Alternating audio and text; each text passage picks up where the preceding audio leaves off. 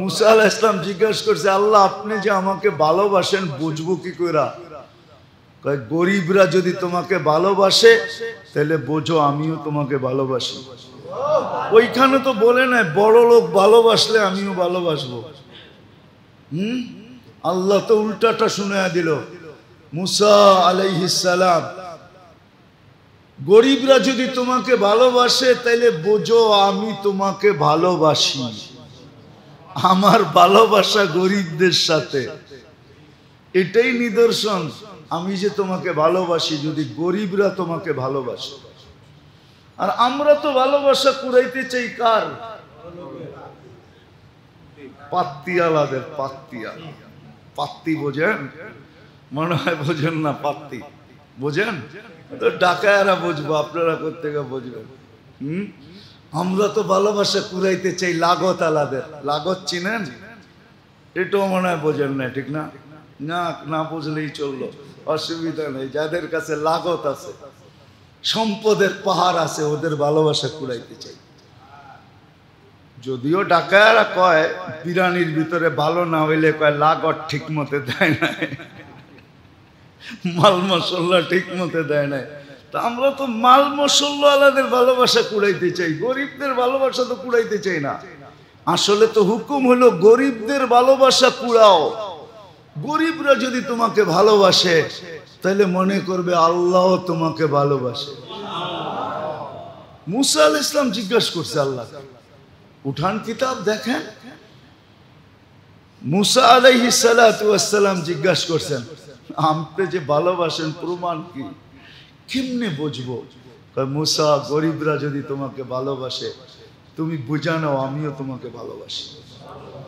এই জন্য গরিবদের খেয়াল রাখেন, সদা সর্বদা রাখেন, সদা সর্বদা। উচিত তো ছিল, হয়তো বিত্তশালীরা মানবে না আমার কথা, উচিত ছিল প্রত্যেক আল্লাহ যাদেরকে তৌফিক দিছেন, ন্যূনতম তৌফিক দিছেন, তাদের উচিত 2, 4, 5 জন 10 জন গরিবকে নিজের সাথে সব সময় সংযুক্ত রাখা,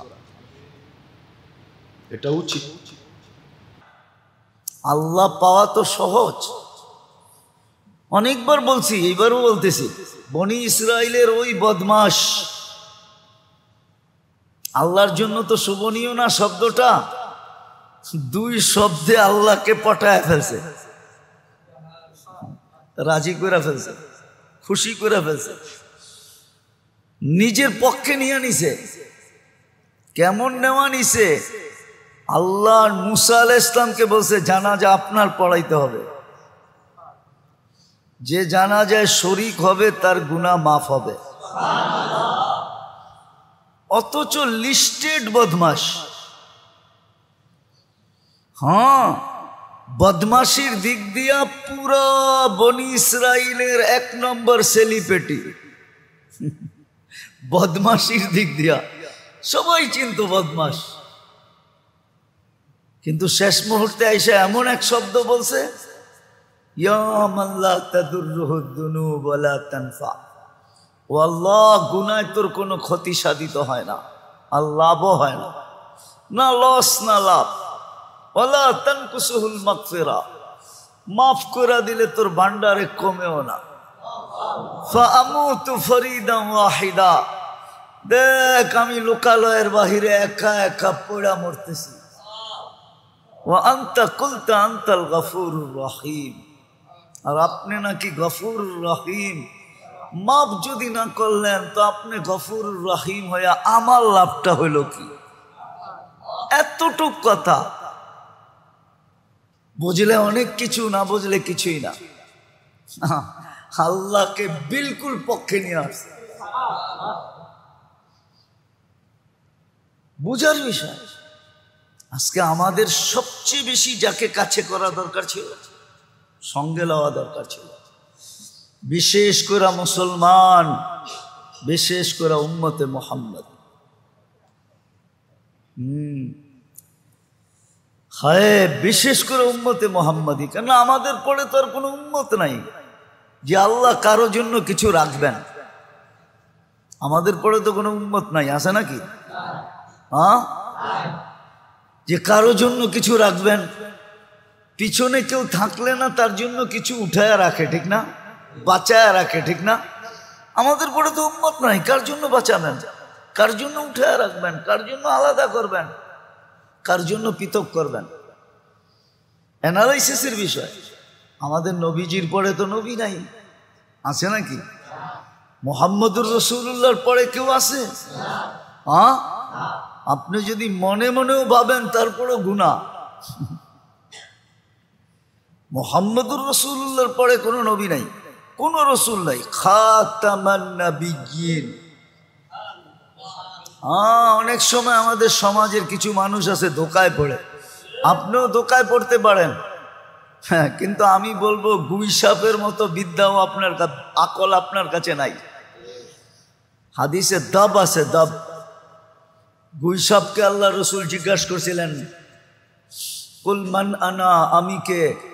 তো গুই সাপ স্বীকারোক্তি দিছে, আনতা রাসূলুল্লাহ রাব্বিল আলামিন, সমস্ত জগতের রবের রসুল, খাতামান নাবিয়্যিন। অনেক মিথ্যাবাদী আসবে, সব মিথ্যা, আপনিই সর্বশেষ নবী। গুই সাপ বুঝলে আপনি বোঝেন না কেন? আগেরটাও বলছে মান আমানা বিকা ফাস, যে আপনাকে ধরে রাখবে সেই কামিয়াব হবে। মান কাদিবা খাবা ওয়া খাসির, যে আপনার থেকে দূরে সরবে ও চির হতভাগা হবে। আমার আজকে ভাগ্য খুলে গেছে। লাব্বাইক ওয়া সাদাইক ইয়া সাইনা ওয়া ইয়াউমিল কিয়ামা। ও কিয়ামতের বাদশা, আমার ভাগ্য খুলে গেছে। আপনার তো গুই সাপের সমানও বিশ্বাস নেই। তো যেটা বলতেছিলাম, আল্লাহর কাছে হওয়া দরকার ছিল, আল্লাহকে কাছে করার দরকার ছিল, কসম খোদা। এই জন্যই চিৎকার ছিল, চিৎকার। আমরা পড়ি তো না, জানি তো না। এই জন্যই সাহাবা সবসময় চিৎকার দিতেন, ইয়াকফিনি আল্লাহ, আল্লাহু কাফিন, আল্লাহ আমার জন্য যথেষ্ট। খালেদ রাদিয়াল্লাহু তাআলা আনহুর কথা হাজারো বার আছে। উনি যুদ্ধের ময়দানে যখন নামতেন তো সবাই ওনাকে সতর্ক করতেন, খালেদ তুমি একা, সামনে হাজার হাজার। তো ওনার চিৎকার এটাই হইতো, আল্লাহ আমার জন্য যথেষ্ট, সরেন থেকে। এই জন্য দুনিয়া দেখছেন, দুনিয়া দেখছেন, এখনো দুনিয়া মানতে রাজি, আমরা মানি না। খালেদ রাদিয়াল্লাহু তাআলা আনহুর যুদ্ধ কৌশল এখনো সারা দুনিয়ার বিজাতিরা সর্বপ্রথম ফলো করে। যে ওনার যে যুদ্ধ কৌশল ছিল, ওনার যে লড়ার কৌশল ছিল, এটা কিয়ামত পর্যন্ত ওই কৌশলকে কেউ অতিক্রম করতে পারবে না। যতই প্লেন বানান, যতই অ্যাটম আর স্যাটম বানান, ওনার যুদ্ধ কৌশলকে কেউ অতিক্রম করতে পারবে না। ওনার যুদ্ধ কৌশল ফলো করতেছে। নিয়া তো যাওয়া যাবে না, নাইলে নিয়া দেখা দেওয়া যেত। ওনার যুদ্ধ কৌশল নিয়ে 24 ঘন্টা রিচার্জ করা চলতেছে, রিচার্জ। যে একটা লোক হাজার লোকের লোকে জিততো কি করে, লক্ষ লোকের লোকে জিততো কি করে, কোন ময়দানে পরাজয় বরণ করেন নাই কি করে। তো খালেদ রাদিয়াল্লাহু তাআলা আনহু একই কথা বলতেন, আল্লাহু ইয়াকফিনি, আল্লাহই আমার জন্য যথেষ্ট। মাইয়া রব্বি, আমার সাথে রব আছে, সবচেয়ে সুপার পাওয়ার আমার লোকে। এই জন্য ওনার লড়তে কোনো দ্বিধা হইতো না। 60,000 হোক আর 60 লাখ হোক, একদিক দিয়ে ঢুকতেন কচু কাটা করে, আরেক দিক দিয়ে বেরিয়ে যেতেন। আজ পর্যন্ত কোনো যুদ্ধে ওনাকে কেউ আটকায় দেখাইতে পারে না, অবরোধ করতে পারে না, আটকাইতে পারে না, বন্দি করতে পারে না। দেওয়াল পর্যন্ত ছেদ করে বেরিয়ে যেতেন। কারণ ওই যে ভিতরে ছিল, সাথে ছিল আল্লাহ। মুসলমানদেরও এটা হওয়া উচিত ছিল, কিন্তু না পারার কারণগুলো বলতেছিলাম গত জুমার আগের জুমায়। না পারার কারণগুলা কি কারণে পারতেছি না আমরা? প্রথম তো শয়তান আমাদেরকে ইচ্ছাই করতে দেয় না, ইচ্ছাই করতে দেয় না। কারো মনের ভিতরে আগ্রহ আছে কিনা আমি জানি না, আপনাদের আছে কিনা জানি না, মনে প্রাণে যে আমি আল্লাহকে পাইতে চাই, আল্লাহকে কাছে করতে চাই, আছে না? শুধু মুখ দিয়া বলতেছি, মনে প্রাণে না। যুবকদের নাই, মনে প্রাণে নাই যে আমি আল্লাহ পাইতে চাই, আল্লাহকে কাছে করতে চাই। তারপরে দেখো না মজা কেমন আসে। বললাম না একটু আগে, আল্লাহ যারা পাইছে ওদের মজার শেষ নাই। ওই মজা আপনাকে বয়ান দিয়া বোঝানো যাবে না, ওটা আলাদা একটা মজা। আলাদা একটা মজা। সত্য কাহিনী। কৃতদাসী কিনা নিয়ে আসছেন, দুর্বল সুরবল কিনা নিয়ে আসছেন। তো কৃতদাসী বলছে, মালিক সারাদিন কাজ করব বটে, কিন্তু রাত্রে তুমি আমার থেকে কোনো কাজ নিতে পারবে না। যদি এই শর্ত হয় তো আমি যাইতে রাজি।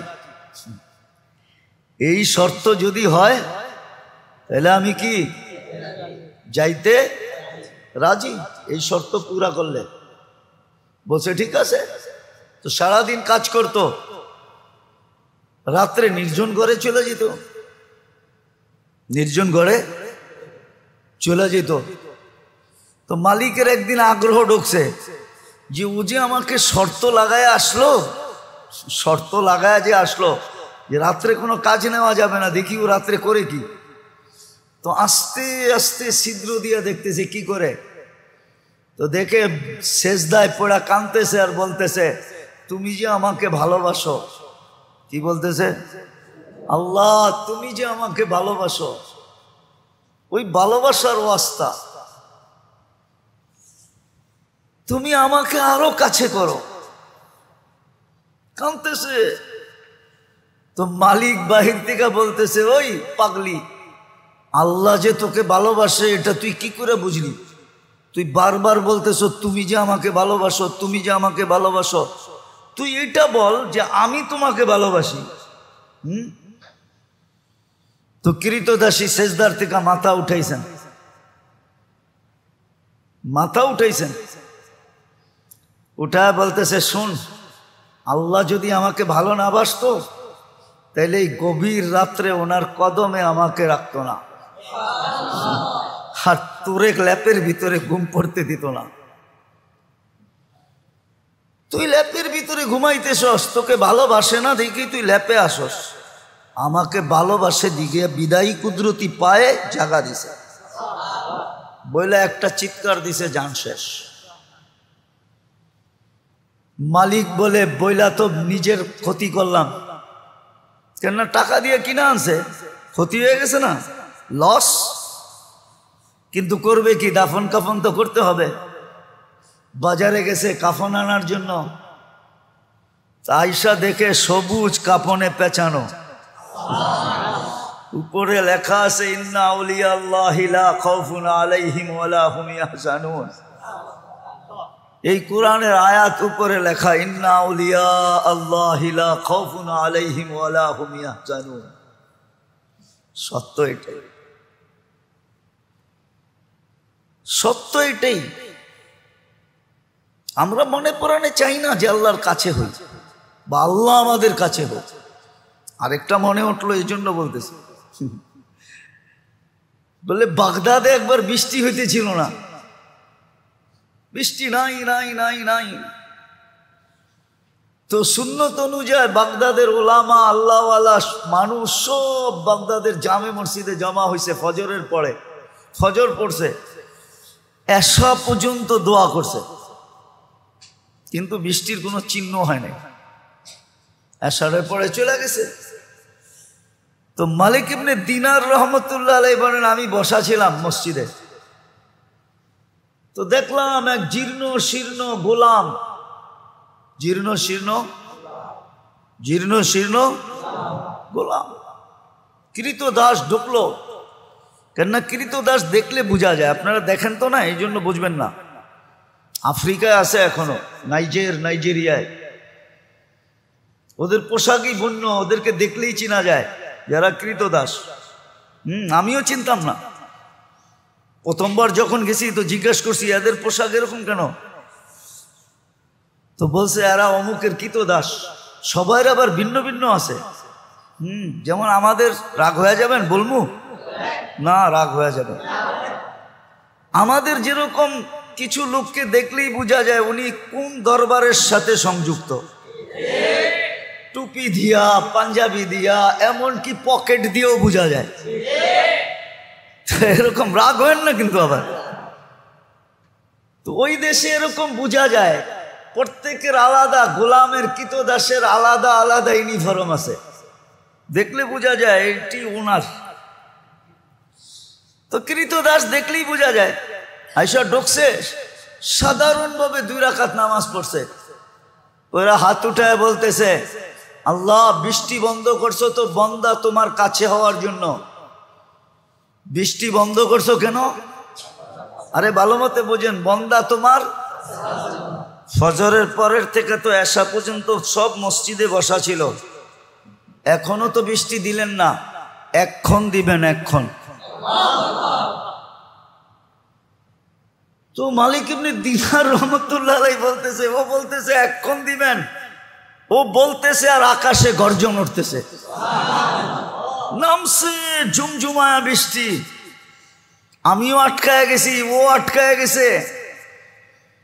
বৃষ্টি যতক্ষণ বর্ষণ হওয়ার প্রয়োজন ছিল বর্ষণ হয়েছে। ও মসজিদ থেকে বাহির হয়ে চলে গেছে, বাহির হয়ে চলে গেছে। আমি দূরত্ব নিয়ে একটু পিছে পিছে গেছি, যায় কোথায়, তো যা দেখলাম এক বাড়িতে ঢুকছে। আর ওই বাড়ি ছিল, মালিক ছিল, উনি কৃতদাসের ব্যবসা করতেন, কিনা কিনা আনতেন আর বেশি দামে বিক্রি করতেন, ব্যবসা ছিল এক জমানা এটার। তো যা ঢুকার পরে দেখলাম এক কোনায় জীর্ণ শীর্ণ বসা আছে। তো মালিককে ডাকলাম যে এই গোলাম বেচবা? এটা তো কোনো কামেরই না, এটা নিয়ে কি করবা? গোলাম তো মানুষ কিনে কাজের জন্য, সহযোগিতার জন্য, সাহায্যের জন্য, এটা তো কোনো কাজের না। এটা তো কিনা আমি টাকা লস করছি, এটাকে তো শুধু খাওয়াইতেই হয়, কোনো কাজ কুছ পারে না। দেখো না শরীরে কোনো হাড্ডি ছাড়া কিচ্ছু নাই।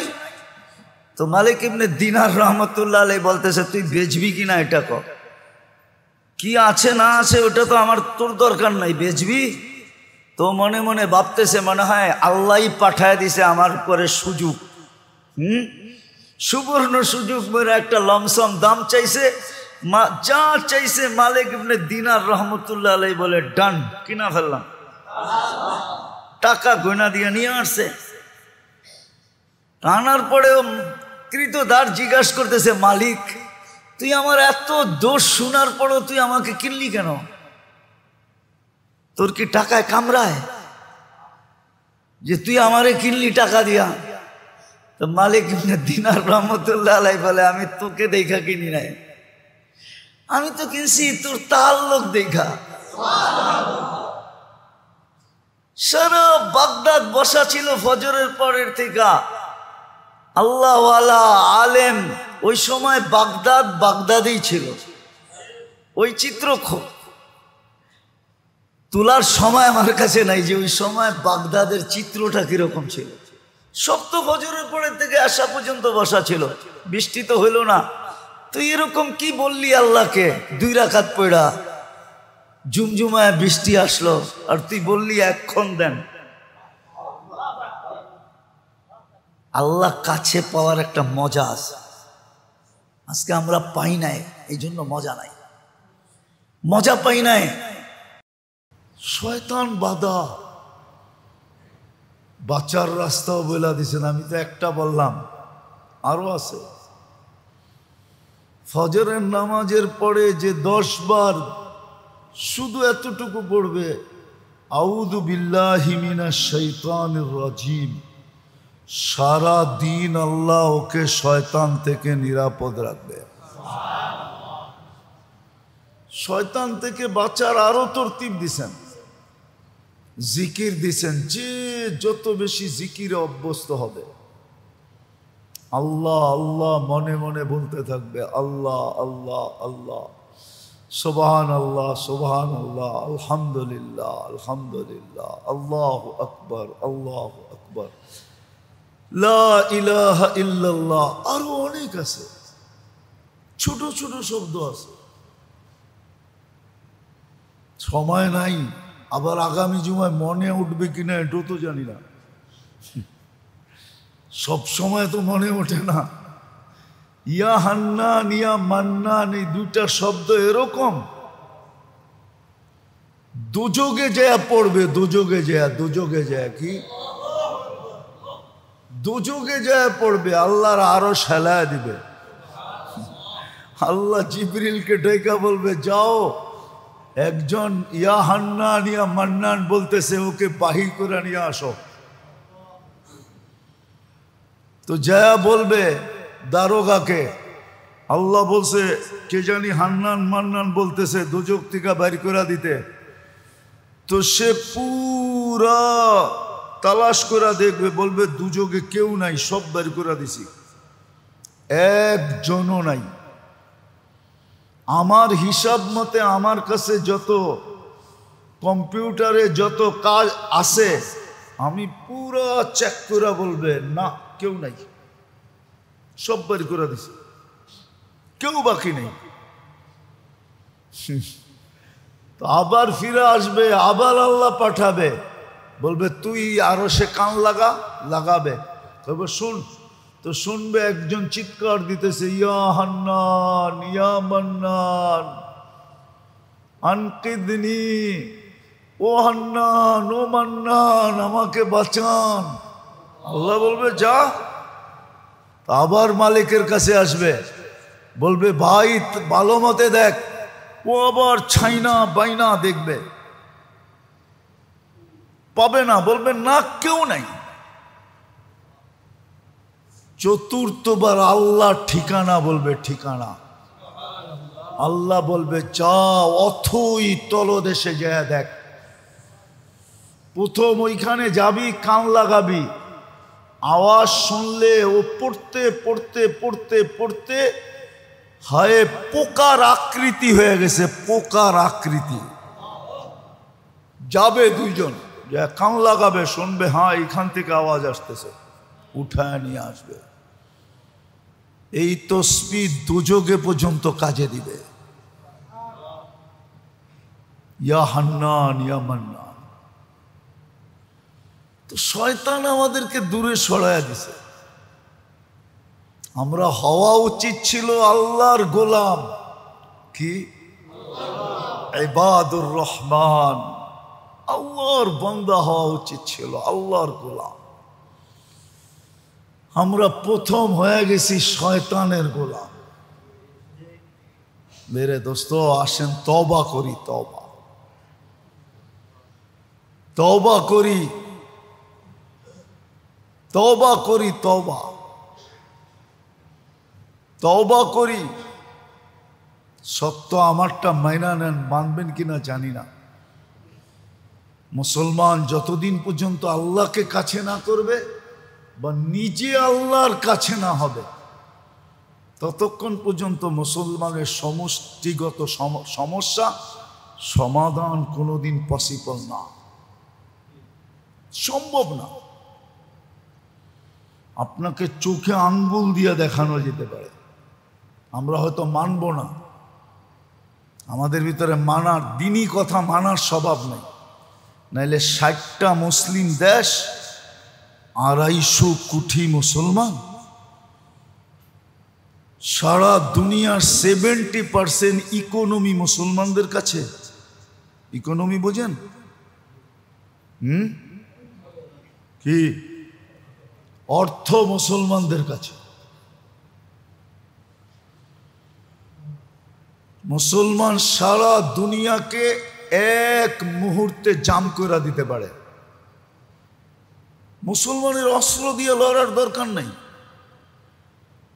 সারা দুনিয়ার মুসলমান যদি এক শরীর হয়, এক হয়, আর সারা দুনিয়ার শাসক মুসলিম শাসকরা যদি এক হয়, তাইলে 1 মিনিটে সারা দুনিয়াকে জাম করে দিতে পারে। জাম চ্যালেঞ্জ। কেন মুসলমানের থেকে বড় ইকোনমি কারো কাছে নাই। মুসলমানের চেয়ে দামি জিনিস দুনিয়ার কেউ ব্যবহার করে না। মুসলমানের চেয়ে দামি কাপড় দুনিয়ায় কেউ পরে না। মুসলমানের চেয়ে দামি প্রসাধনী দুনিয়ার কেউ ব্যবহার করে না। হ্যাঁ, মুসলমান দুনিয়ার টপ ক্লাসের জিনিস ব্যবহার করে। মুসলমানের চেয়ে দামি দামি খাওয়া দুনিয়ার কেউ খায় না।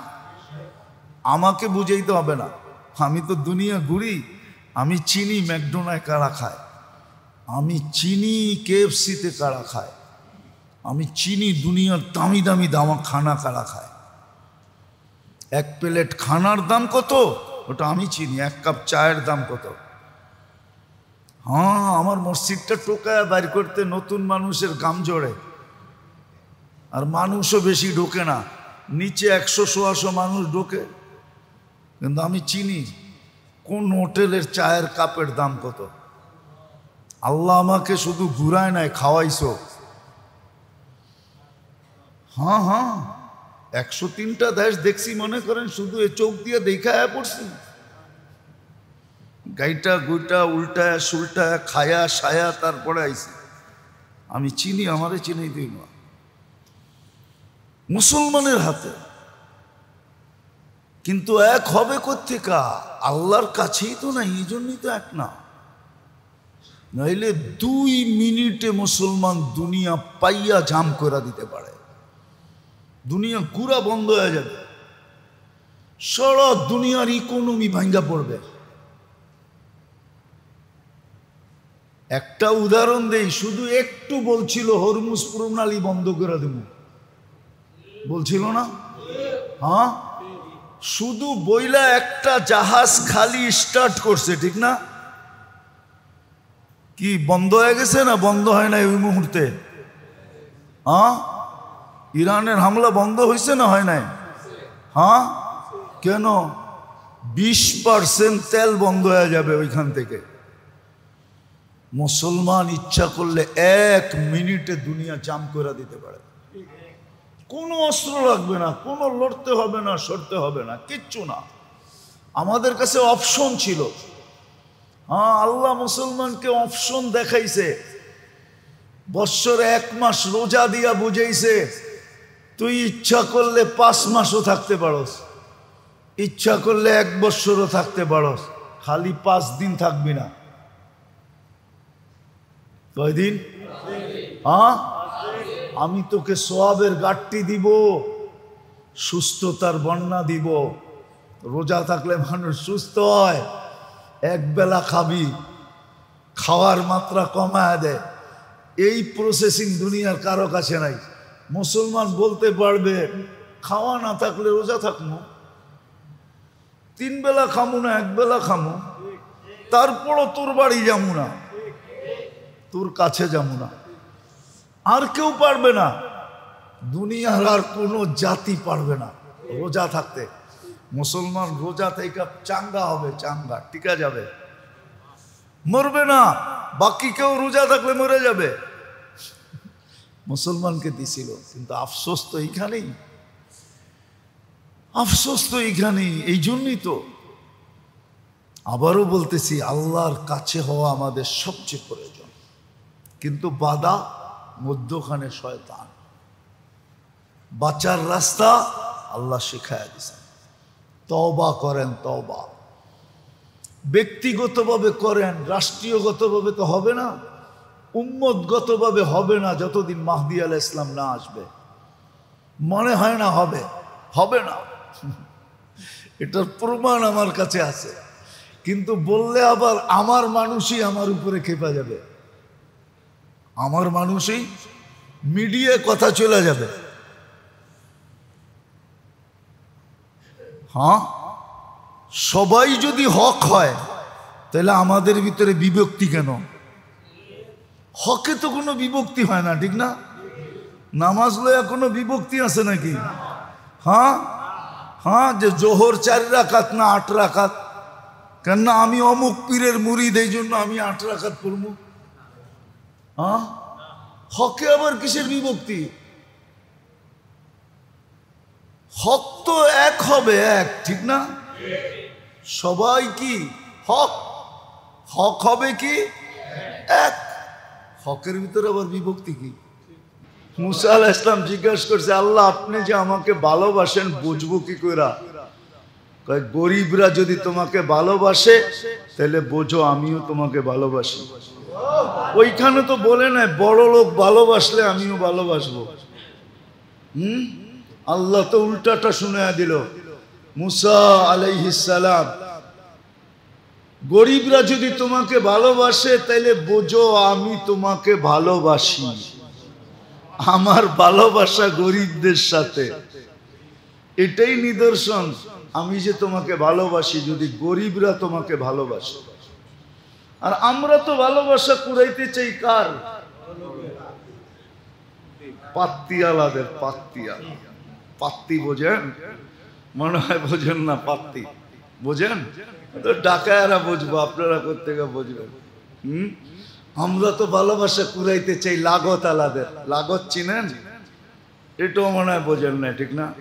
না, না বুঝলেই চললো, অসুবিধা নেই। যাদের কাছে লাগত আছে, সম্পদের পাহাড় আছে, ওদের ভালোবাসা কুড়াইতে চাই। যদিও ডাকায়ারা কয় বিরানির ভিতরে ভালো না হইলে কয় লাগত ঠিক মতে দেয় নাই, মাল মশলা ঠিক মতে দেয় নাই।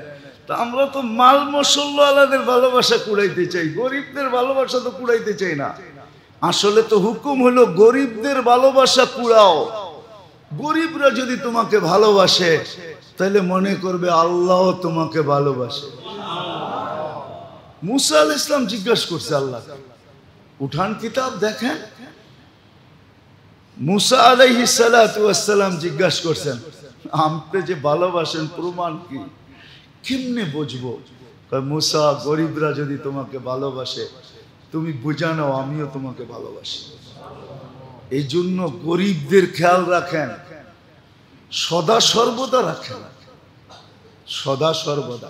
উচিত তো ছিল, হয়তো বিত্তশালীরা মানবে না আমার কথা, উচিত ছিল প্রত্যেক আল্লাহ যাদেরকে তৌফিক দিছেন, ন্যূনতম তৌফিক দিছেন, তাদের উচিত 2, 4, 5 জন 10 জন গরিবকে নিজের সাথে সব সময় সংযুক্ত রাখা। এটা উচিত। আল্লাহ পাওয়া তো সহজ, অনেকবার বলছি, এবারও বলতেছি। বনি ইসরাইলের ওই বদমাশ, আল্লাহর জন্য তো শোভনীয় না শব্দটা। 2 শব্দে আল্লাহকে পটায় ফেলছে, রাজি করে ফেলছে, খুশি করে ফেলছে, নিজের পক্ষে নিয়ে নিছে। কেমন নেওয়া নিছে? আল্লাহ মুসা আলাইহিস সালামকে বলছে জানাজা আপনার পড়াইতে হবে, যে জানাজায় শরীক হবে তার গুনাহ মাফ হবে। অথচ লিস্টেড বদমাশ। হ্যাঁ, বদমাশির দিক দিয়া পুরা বনি ইসরাইলের 1 নম্বর সেলিব্রিটি। বদমাশির দিক দিয়া সবাই চিনত বদমাশ, কিন্তু শেষ মুহূর্তে আইসা এমন এক শব্দ বলছে, ইয়া মান লা তাদুররুহু যুনুব ওয়া লা তানফা। ও আল্লাহ, গুনায় তোর কোনো ক্ষতি সাধিত হয় না, আর লাভও হয় না, না লস না লাভ। ওয়ালা তানকুসুহুল মাগফিরা, মাফ করে দিলে তোর ভান্ডারে কমেও না। ফাআমুতু ফরিদান ওয়াহিদা, দেখ আমি লোকালয়ের বাহিরে একা একা পড়া মরতেছি। ওয়া আনতা কুলতা আনতাল গফুরুর রহিম, আর আপনি নাকি গফুরুর রহিম। মাফ যদি না করলেন তো আপনি গফুরুর রহিম হইয়া আমার লাভটা হইল কি? এতটুক কথা বুঝলে অনেক কিছু, না বুঝলে কিছুই না। আল্লাহকে বিলকুল পক্ষে নিয়ে আসছে, বুঝার বিষয়। আজকে আমাদের সবচেয়ে বেশি যাকে কাছে করা দরকার ছিল, সঙ্গে লওয়া দরকার ছিল। বিশেষ করে মুসলমান বিশেষ করে উম্মতে মুহাম্মদ। হায়, বিশেষ করে উম্মতে মুহাম্মাদি। কেন আমাদের পরে তো আর কোনো উম্মত নাই যে আল্লাহ কারো জন্য কিছু রাখবেন। আমাদের পরে তো কোনো উম্মত নাই, আছে নাকি? হ্যাঁ, যে কারো জন্য কিছু রাখবেন। পিছনে কেউ থাকলে না তার জন্য কিছু উঠায় রাখে, ঠিক না? বাঁচায় রাখে, ঠিক না? আমাদের পরে তো উম্মত নাই, কার জন্য বাঁচাবেন, কার জন্য উঠায় রাখবেন, কার জন্য আলাদা করবেন, কার জন্য পৃথক করবেন? অ্যানালাইসিসের বিষয়। আমাদের নবীজির পরে তো নবী নাই, আছে নাকি? মুহাম্মদুর রাসূলুল্লাহর পরে কেউ আছে? হ্যাঁ, আপনি যদি মনে মনেও ভাবেন তারপরও গুনাহ। মুহাম্মদুর রাসূলুল্লাহর পরে কোনো নবী নাই, কোনো রসুল নাই। খাতামান নাবিয়্যিন। অনেক সময় আমাদের সমাজের কিছু মানুষ আছে ধোকায় পড়ে, আপনিও ধোকায় পড়তে পারেন। হ্যাঁ, কিন্তু আমি বলবো গুই সাপের মতো বিদ্যাও আপনার আকল আপনার কাছে নাই। হাদিসে দাব আছে, দাব। গুই সাপকে আল্লাহ রসুল জিজ্ঞাসা করছিলেন, কুল মান আনা, আমি কে? তো গুই সাপ স্বীকারোক্তি দিছে, আনতা রাসূলুল্লাহ রাব্বিল আলামিন, সমস্ত জগতের রবের রসুল। খাতামান নাবিয়্যিন। অনেক মিথ্যাবাদী আসবে, সব মিথ্যা, আপনিই সর্বশেষ নবী। গুই সাপ বুঝলে আপনি বোঝেন না কেন? আগেরটাও বলছে মান আমানা বিকা ফাস, যে আপনাকে ধরে রাখবে সেই কামিয়াব হবে। মান কাযিবা খাবা ওয়া খাসির, যে আপনার থেকে দূরে সরবে ও চির হতভাগা হবে। আমার আজকে ভাগ্য খুলে গেছে। লাব্বাইক ওয়া সাদাইক ইয়া সাইনা ওয়া ইয়াউমিল কিয়ামা। ও কিয়ামতের বাদশা, আমার ভাগ্য খুলে গেছে। আপনার তো গুই সাপের সমানও বিশ্বাস নেই। তো যেটা বলতেছিলাম, আল্লাহর কাছে হওয়া দরকার ছিল, আল্লাহকে কাছে করার দরকার ছিল, কসম খোদা। এই জন্যই চিৎকার ছিল, চিৎকার। আমরা পড়ি তো না, জানি তো না। এই জন্যই সাহাবা সবসময় চিৎকার দিতেন, ইয়াকফিনি আল্লাহ, আল্লাহু কাফিন, আল্লাহ আমার জন্য যথেষ্ট। খালেদ রাদিয়াল্লাহু তাআলা আনহুর কথা হাজারো বার আছে। উনি যুদ্ধের ময়দানে যখন নামতেন তো সবাই ওনাকে সতর্ক করতেন, খালেদ তুমি একা, সামনে হাজার হাজার। তো ওনার চিৎকার এটাই হইতো, আল্লাহ আমার জন্য যথেষ্ট, সরেন থেকে। এই জন্য দুনিয়া দেখছেন, দুনিয়া দেখছেন, এখনো দুনিয়া মানতে রাজি, আমরা মানি না। খালেদ রাদিয়াল্লাহু তাআলা আনহুর যুদ্ধ কৌশল এখনো সারা দুনিয়ার বিজাতিরা সর্বপ্রথম ফলো করে। যে ওনার যে যুদ্ধ কৌশল ছিল, ওনার যে লড়ার কৌশল ছিল, এটা কিয়ামত পর্যন্ত ওই কৌশলকে কেউ অতিক্রম করতে পারবে না। যতই প্লেন বানান, যতই অ্যাটম আর স্যাটম বানান, ওনার যুদ্ধ কৌশলকে কেউ অতিক্রম করতে পারবে না। ওনার যুদ্ধ কৌশল ফলো করতেছে। নিয়া তো যাওয়া যাবে না, নাইলে নিয়া দেখা দেওয়া যেত। ওনার যুদ্ধ কৌশল নিয়ে 24 ঘন্টা রিচার্জ করা চলতেছে, রিচার্জ। যে একটা লোক হাজার লোকের লোকে জিততো কি করে, লক্ষ লোকের লোকে জিততো কি করে, কোন ময়দানে পরাজয় বরণ করেন নাই কি করে।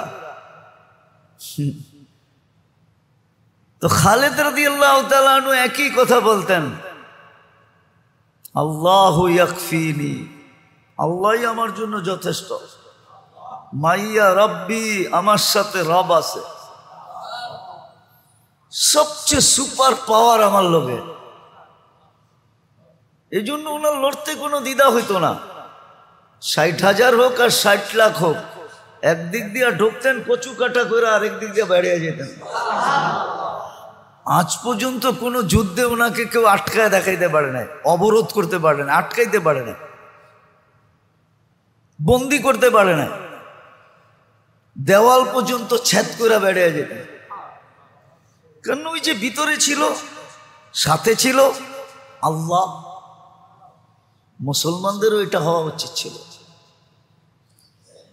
কিন্তু না পারার কারণগুলা বলতেছিলাম গত জুমার আগের জুমায়। না পারার কারণগুলা কি কারণে পারতেছি না আমরা?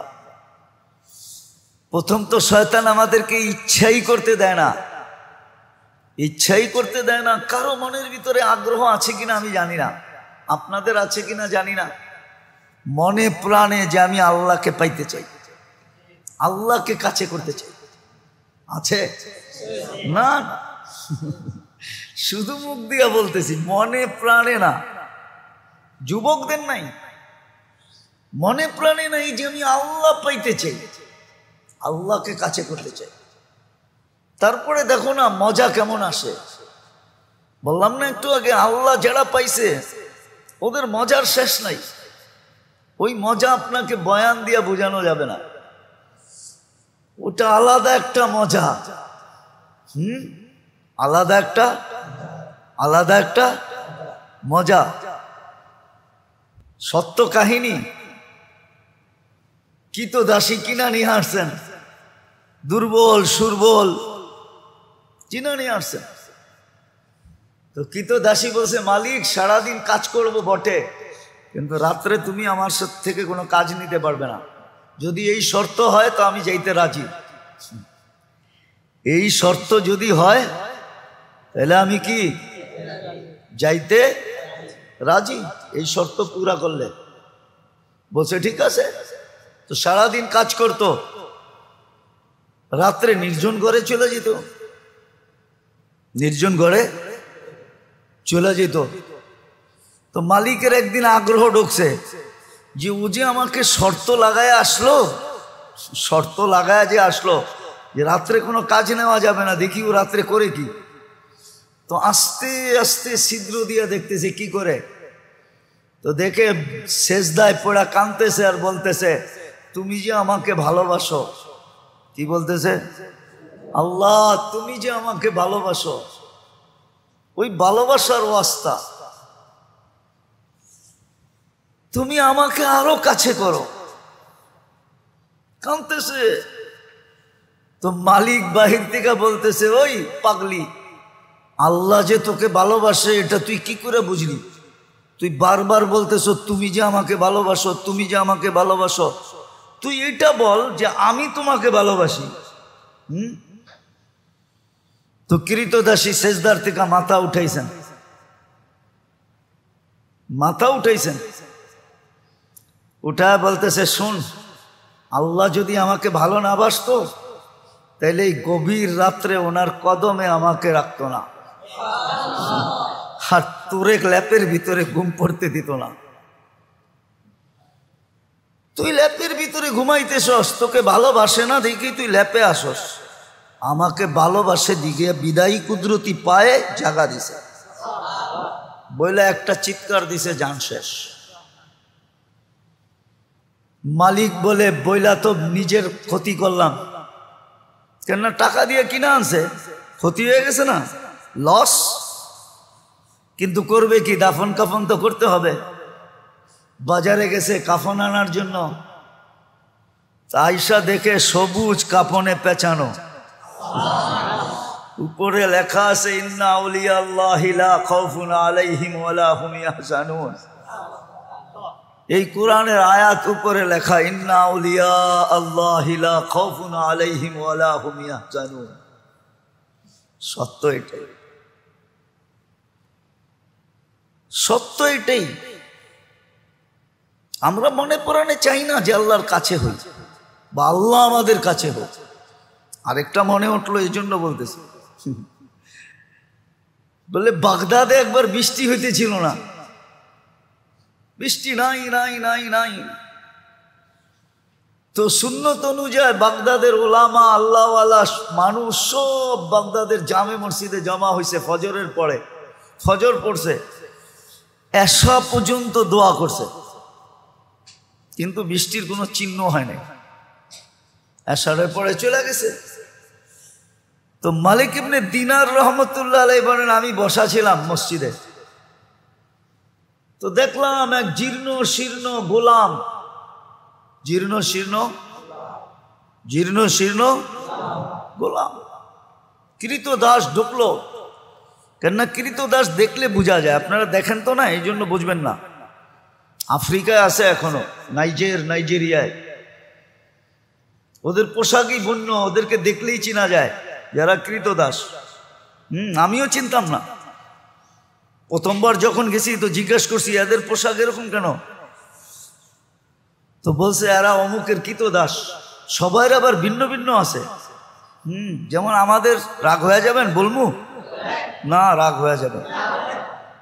আমাদের যেরকম কিছু লোককে দেখলেই বোঝা যায় উনি কোন দরবারের সাথে সংযুক্ত, টুপি দিয়া, পাঞ্জাবি দিয়া, এমনকি পকেট দিয়েও বোঝা যায়। এরকম রাগ হয় না কিন্তু আবার, তো ওই দেশে এরকম বোঝা যায়। প্রত্যেকের আলাদা, গোলামের কৃতদাসের আলাদা আলাদা ইউনিফর্ম আছে, দেখলে বোঝা যায় এটি ওনার। তো কৃতদাস দেখলেই বোঝা যায়। আইসা ঢুকছে, সাধারণভাবে 2 রাকাত নামাজ পড়ছে। ওরা হাত উঠায় বলতেছে, আল্লাহ বৃষ্টি বন্ধ করছো তো বন্দা তোমার কাছে হওয়ার জন্য। বৃষ্টি বন্ধ করছো কেন? আরে ভালো মতে বোঝেন, বন্দা তোমার। ফজরের পরের থেকে তো এশা পর্যন্ত সব মসজিদে বসা ছিল, এখনো তো বৃষ্টি দিলেন না, এক্ষণ দিবেন, এক্ষণ। তো মালিক ইবনে দিনার রহমতুল্লাহ আলাইহি বলতেছে, ও বলতেছে এক্ষণ দিবেন, ও বলতেছে আর আকাশে গর্জন উঠতেছে, নামছে ঝুমঝুমায়া বৃষ্টি। আমিও আটকায় গেছি, ও আটকায় গেছে। বৃষ্টি যতক্ষণ বর্ষণ হওয়ার প্রয়োজন ছিল বর্ষণ হয়েছে। ও মসজিদ থেকে বাহির হয়ে চলে গেছে, আমি দূরত্ব নিয়ে একটু পিছে পিছে গেছি, যায় কোথায়, যায় দেখলাম এক বাড়িতে ঢুকছে।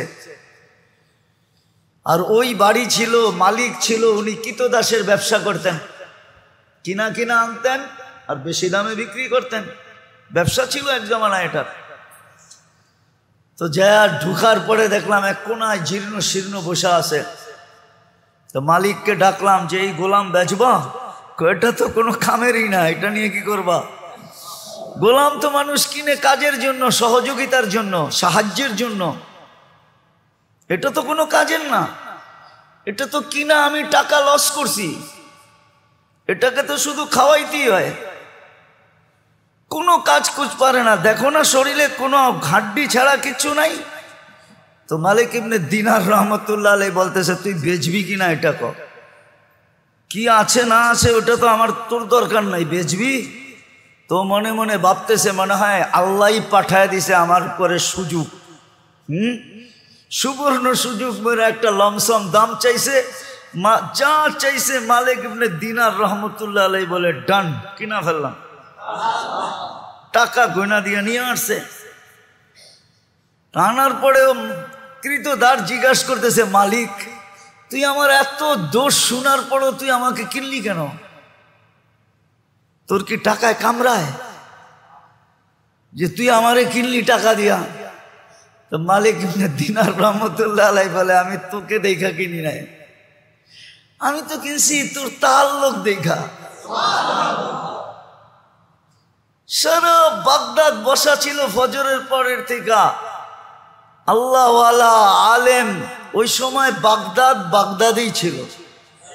ওই চিত্র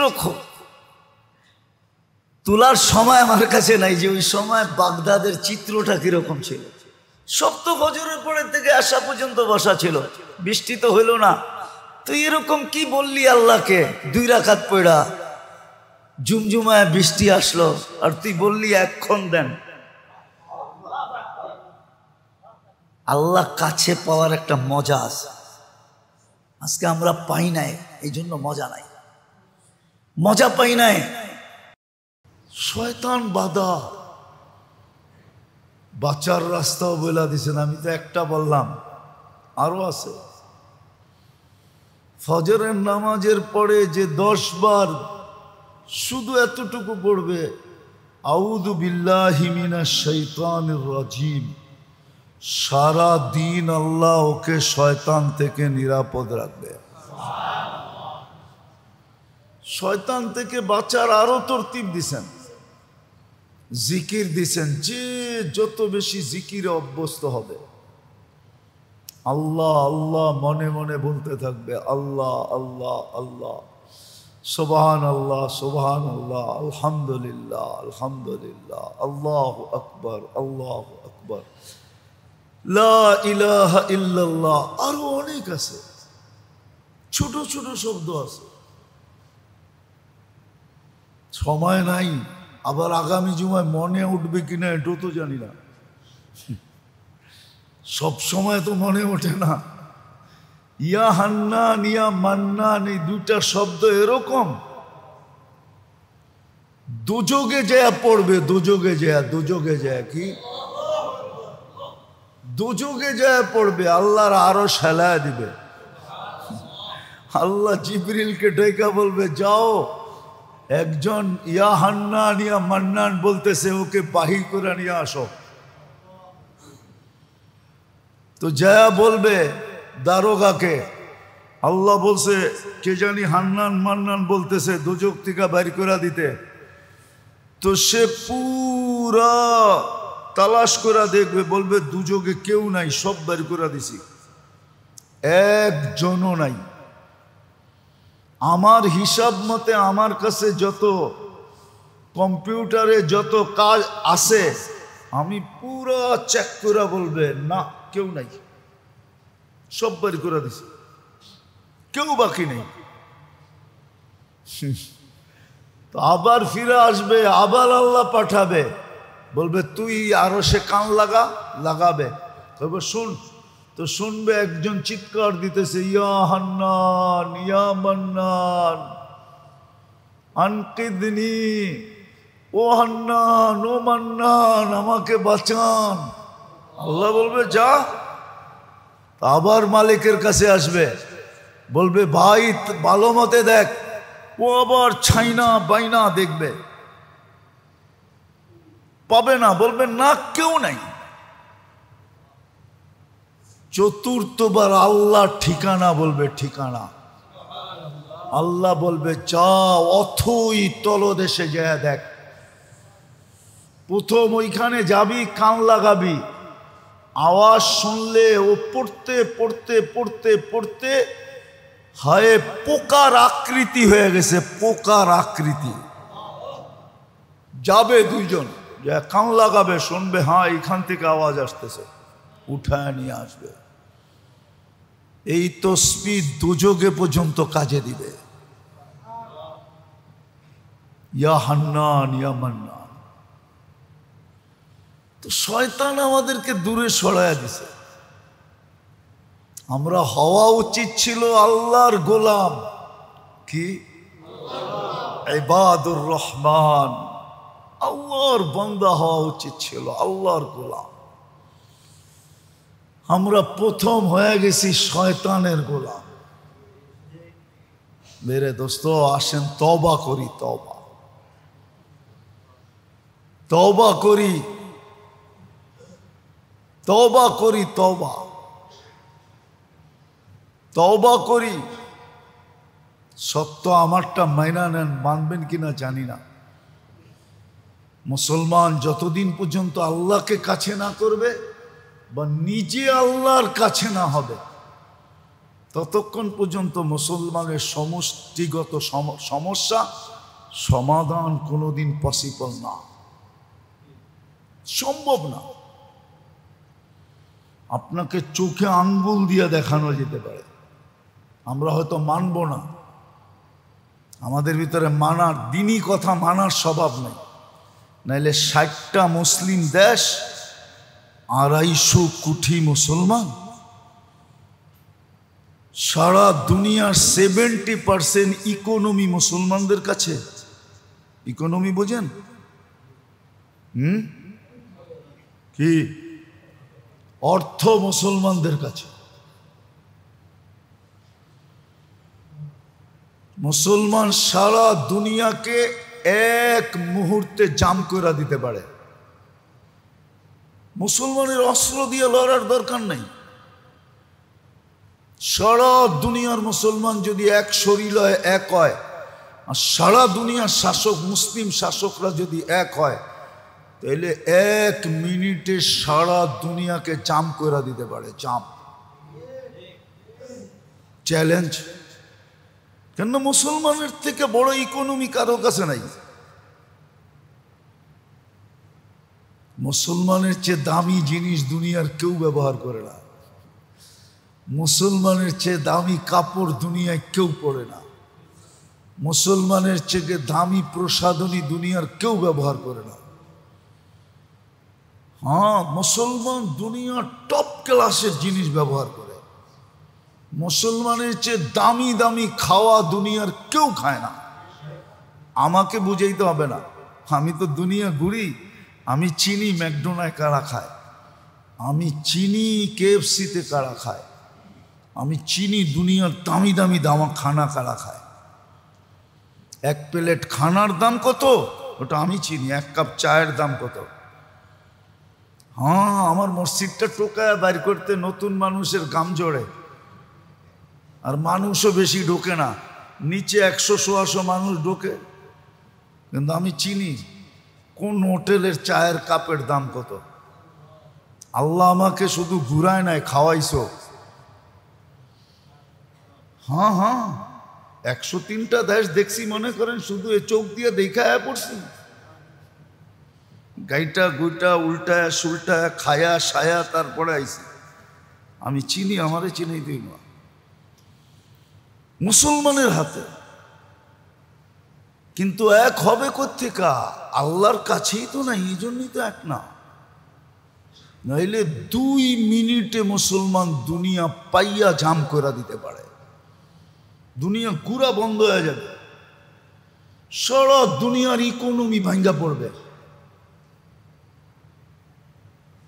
একটা উদাহরণ দেই, শুধু একটু বলছিল হরমুজ প্রণালী বন্ধ করে দেব, বলছিল না? হ্যাঁ, শুধু বইলা একটা জাহাজ খালি স্টার্ট করছে, ঠিক না? কি বন্ধ হয়ে গেছে না বন্ধ হয় নাই ওই মুহূর্তে? হ্যাঁ, ইরানের হামলা বন্ধ হয়েছে না হয় নাই? হ্যাঁ, কেন? 20% তেল বন্ধ হয়ে যাবে ওইখান থেকে।